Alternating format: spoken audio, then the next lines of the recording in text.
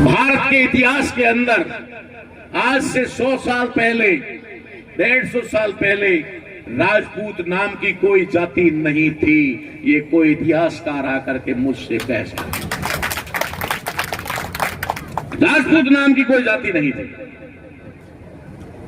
हाँ, उन लोगों के लिए जो अपना सर कलम कराते थे, युद्ध रणभूमि में मरते थे, उन्हें रजपूत कहा जाता था। क्या कहता था?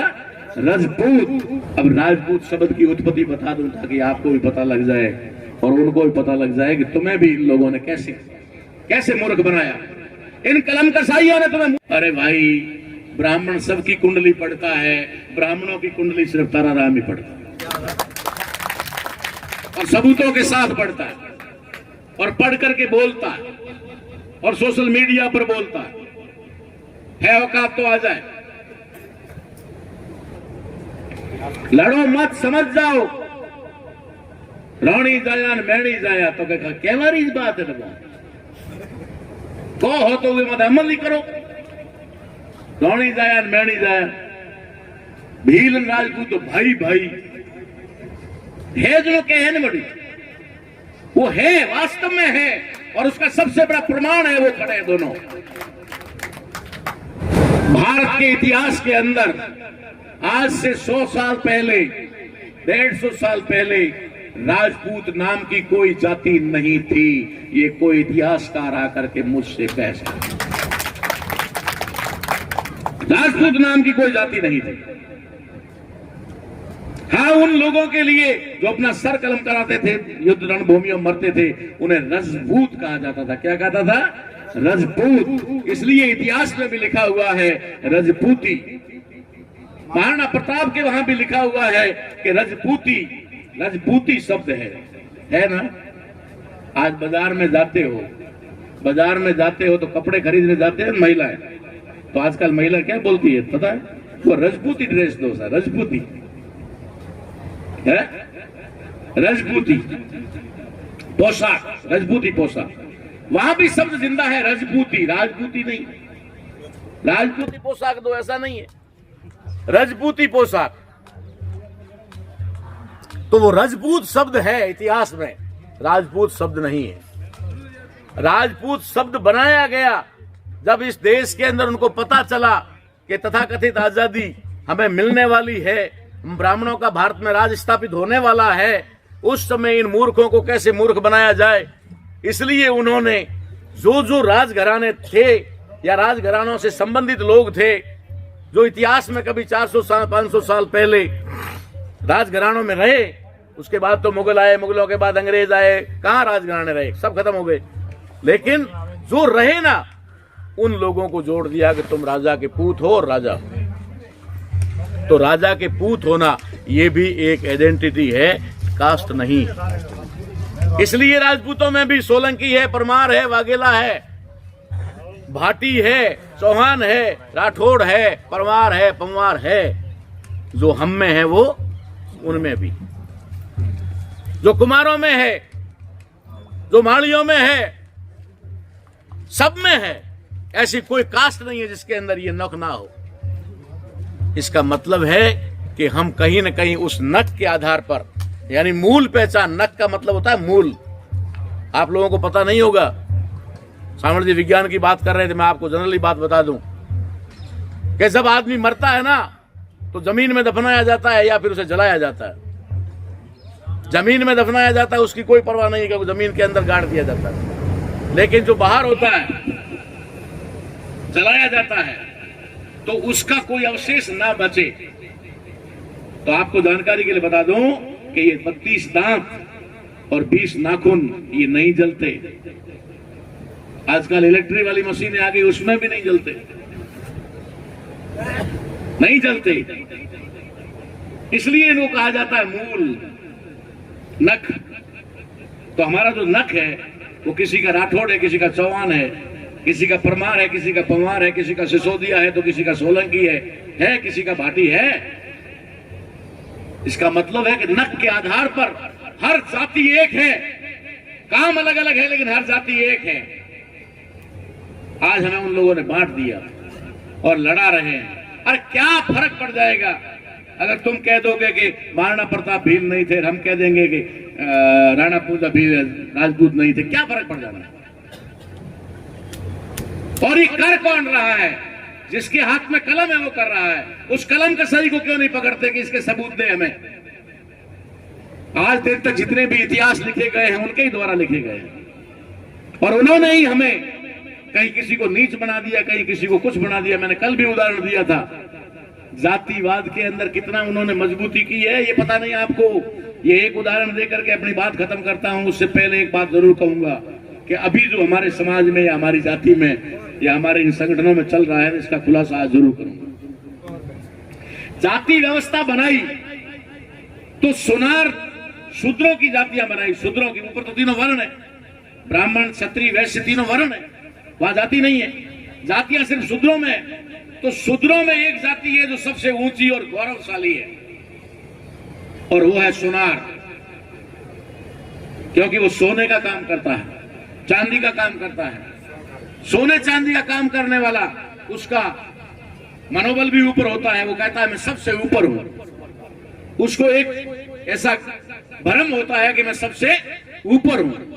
और जाति व्यवस्था में सबसे निचले पायदान पे जो सफाई करने वाला होता है, भंगी मेहतर, जिसको वाल्मीकि कहा जाता है, सफाई कर्मी, वो होता है।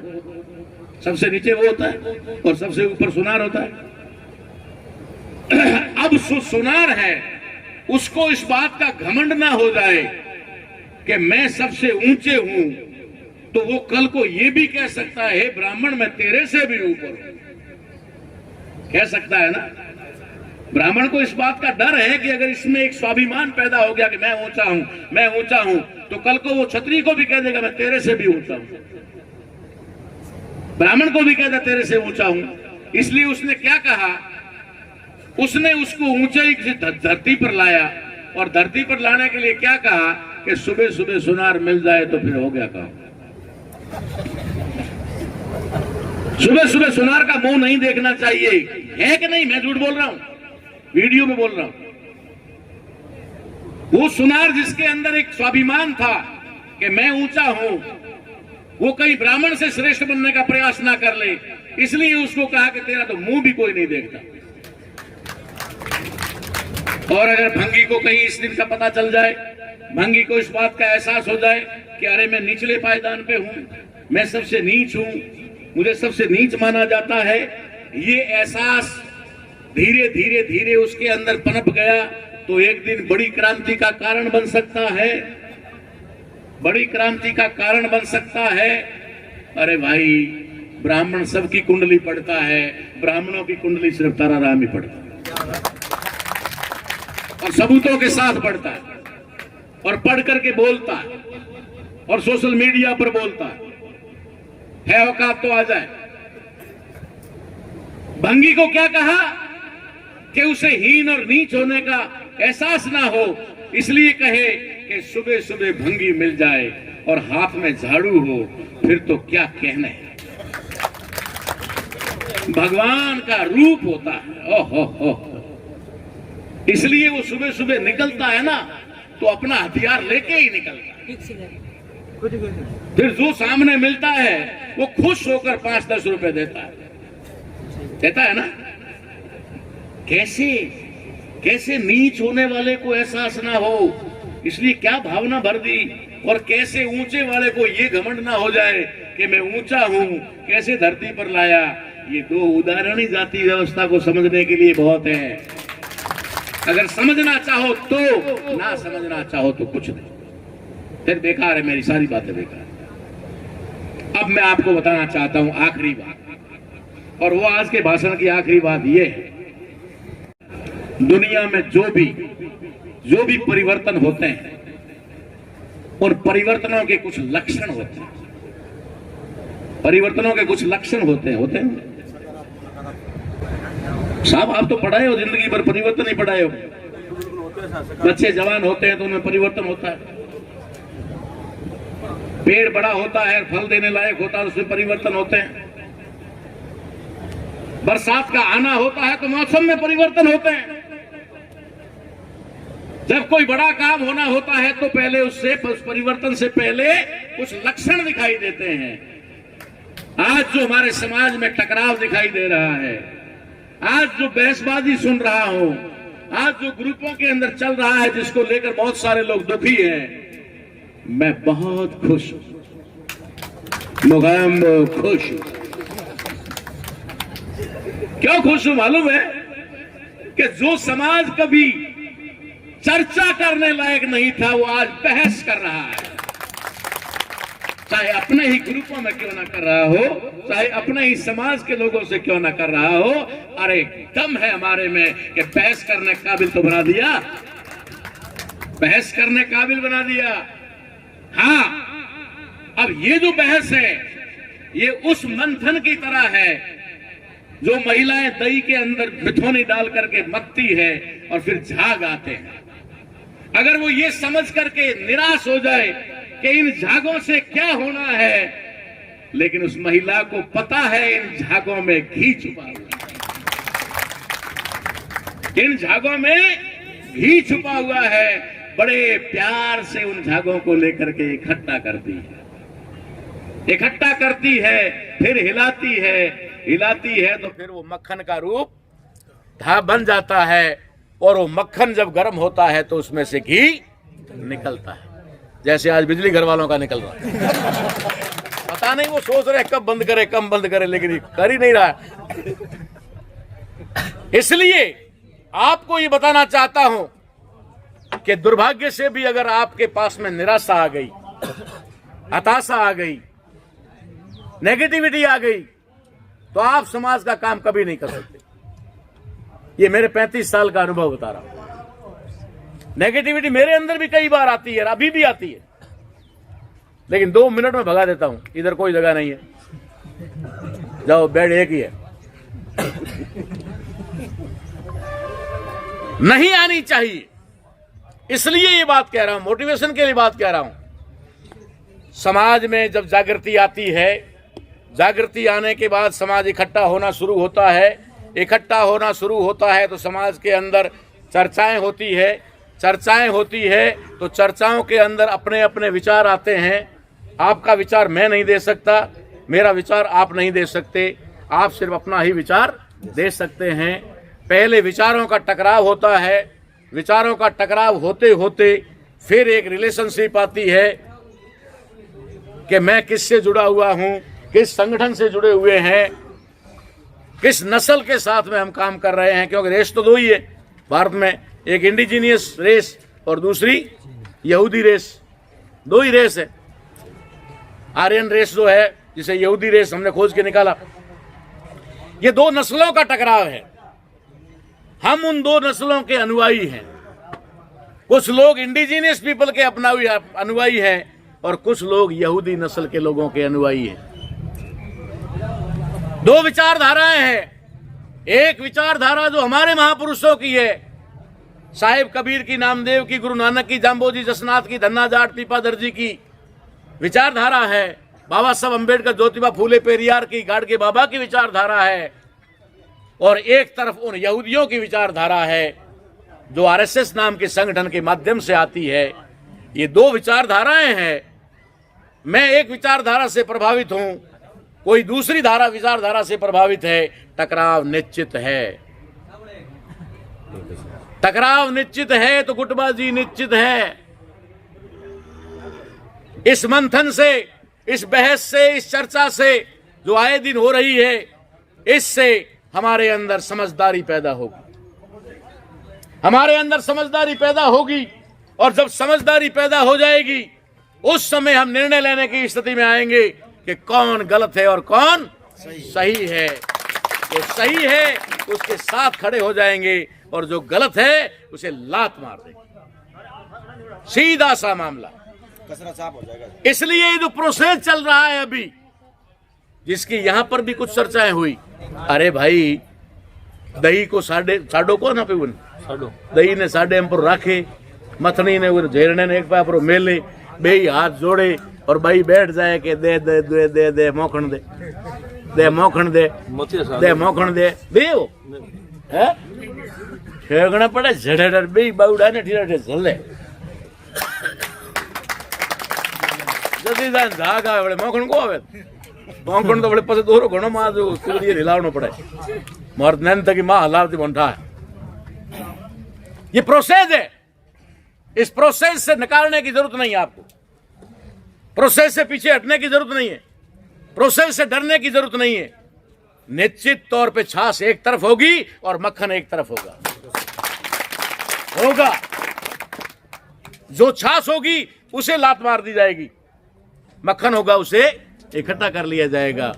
फिर मक्खन की भी परीक्षा होगी, फिर उसे भी किसी बर्तन में डाल करके फिर उसे भी आग पर रखा जाएगा। हाँ, पस अपने मारवाड़ी भाषा में कहते आलन एक पाए घी एक पाए। तो प्रोसेस को छोटो मोटो को है नहीं, कोई गा रहे माथे भी हाथ फेर प्राण, हे गए मैया दूध दे दे, हे गए मैया घी दे दे, दे देगी क्या?